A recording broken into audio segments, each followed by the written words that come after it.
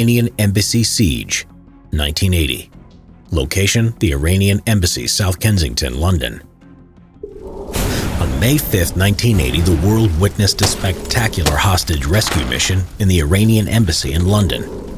After 5 days of the hostage crisis, the rescue action was conducted by the famous British unit trained for special tasks, the Special Air Service, better known as the SAS. The action, known as Operation Nimrod, was an example of a superb counter-terrorist operation, as it resulted in 5 of the 6 terrorists being eliminated and 1 captured, and only 1 casualty among the 26 hostages during the assault. The Iranian Embassy siege began on Wednesday, April 30, 1980, when 6 members of the so-called Democratic Revolutionary Front for the Liberation of Arabistan, or DRFLA, stormed the Iranian embassy at 16 Princess Gate, South Kensington, London, UK. The reason behind the attack was because of the oppression of the Arab population in the oil-wealthy province of Khuzestan, or Arabistan as it was called by the Arabs, by the new Iranian regime led by Ayatollah Khomeini. The attack on the embassy in London was to get the attention of the world, and especially Arab countries, towards their issue. The terrorists arrived in London 1 month earlier, on March 31st. The leader of the group was Oan Ali Mohammed, or Salim Tokay, an Arab political activist from Iran, and the only member of the group that spoke English. During the 1-month preparation, the terrorists equipped themselves with weapons that were smuggled into the United Kingdom, likely via an Iraqi diplomatic shipment. Oan and his associates were armed with 2 Polish-made Scorpion machine pistols, 3 Browning HP-35 pistols loaded with 9mm Winchester hollow-point ammunition, 1 .38 caliber revolver, and several Soviet RGD-5 grenades. Day 1. At 11:25 hours, the group slammed the door and captured the police constable Trevor Locke from the Diplomatic Protection Group. Constable Locke had his radio taken, but only after he managed to press the panic button without being noticed, sending an emergency signal to Scotland Yard. Besides, he managed to keep his .38 caliber revolver secret from the terrorists. In just a few minutes, the terrorists took control of the entire building, taking 26 hostages. 17 of them were Iranian members of the embassy staff. 8 of them were visitors and Constable Locke. Among the visitors were 2 BBC employees, Sim Harris and Chris Kramer. The hostages were gathered and Oan declared their demands: autonomy for Arabistan, the release of 91 Arab prisoners from Iranian prisons, as well as a plane to fly themselves and the hostages out of the UK. The deadline to meet the demands was set to noon, May 1st, under the threat that the whole embassy would be blown up. Alerted by the panic button on Constable Locke's radio, the Metropolitan Police responded immediately. In just a few minutes, Deputy Assistant Commissioner John Dello appeared in front of the embassy and established an improvised command post in his car. As the situation developed, the post was moved to the building of the Royal School of Needlework and then to the nearby Montessori Nursery School. The first thing the police did after sealing the area was to establish a contact with Oan via the field telephone that was dropped inside the embassy. The field telephone was chosen as it would continue to record conversations even when it was not being used. Metropolitan Police Chief Inspector Max Vernon became the negotiator on the other end. Soon after, the place was filled with an entire army of journalists and TV crews. The British authorities quickly became aware of the seriousness of the situation. A crisis management team gathered in the Cabinet Office briefing room, also known as COBRA, chaired by William Whitelaw, the Home Secretary, as the Prime Minister, Margaret Thatcher, was unavailable. COBRA agreed that the police were to lead the negotiations, but in case of hostages being harmed, the army would step in. That is, the SAS would commence a military assault. Even though the peaceful solution was the top priority, the British government was determined not to give in to the terrorists, and in no case allow them to flee the country.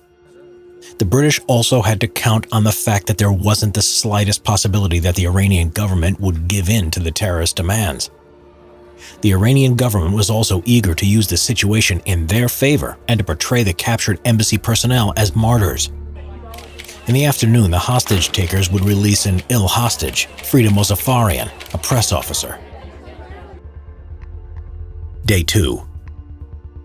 On May 1st, 2 SAS teams, red and blue, arrived at the Regent's Park's barracks in white Range Rovers and then they moved into the building at number 14 through 15 that belonged to the Royal College of General Practitioners that was next door to the embassy. To remain unnoticed, the SAS sneaked into the building through back alleys under the cover of night. The other building right next to the terrorists, the residence of the Ethiopian embassy, was occupied by MI5 technicians who were assigned to eavesdrop on the terrorists. They did it with the help of microphones put inside holes in walls they drilled with small hand drills. As a distraction for the noise they made by the drills, passenger aircraft landing at Heathrow were redirected to fly at a low altitude over the embassy. Inside the embassy, Owen was having difficulty with another ill hostage, Chris Kramer. Since his condition was worsening with each passing minute and police were not willing to send in a doctor, Owen had no choice but to release him. The first thing Chris Kramer did once he was free was to give information to the police about the hostage takers. The most important moment of the day was noon, when the deadline was set for the Arab prisoners to be released. However, as nothing happened, Owen postponed the deadline to 1400 hours. The British authorities were certain that Owen was not ready to fulfill his threats and intentionally let the second deadline pass as well. After the second deadline passed, it became evident that they were right. Owen also realized that his demands were never going to be met and decided to change them. His new demands were that 3 ambassadors from 3 Arab countries, Iraq, Jordan, and Algeria, should come and serve as mediators for the terrorists' safe passage from the UK. Day 3. The third day of the hostage crisis brought about nothing but new demands, set by Owen, otherwise he would kill Abdul Fazi Azati, the cultural attaché. Since the police refused to reinstall previously cut-off telephone and telex lines, Owen asked for a man from the BBC who knew Harris, one of his hostages, to dictate him his demands. At 1500 hours, Tony Crabb, editor of BBC TV News, arrived to note down Owen's demands. These were the arrival of 1 Arab ambassador as negotiator, a coach for the terrorists, hostages, and ambassador to be taken to Heathrow Airport, for non-Iranian hostages to be released at the airport, and finally an aircraft to take the terrorists, ambassador, and the rest of the hostages to one of the Arab countries, presumably Iraq, where the remaining hostages would be released. Owen requested that these demands should be broadcast by the BBC on the evening news. Later that evening, BBC Radio only briefly broadcasted the terrorists' demands and even misinterpreted them.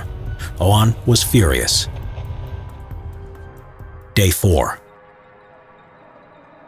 At 06:05 hours on May 3rd, Owen yelled at Vernon via the field telephone line about being cheated.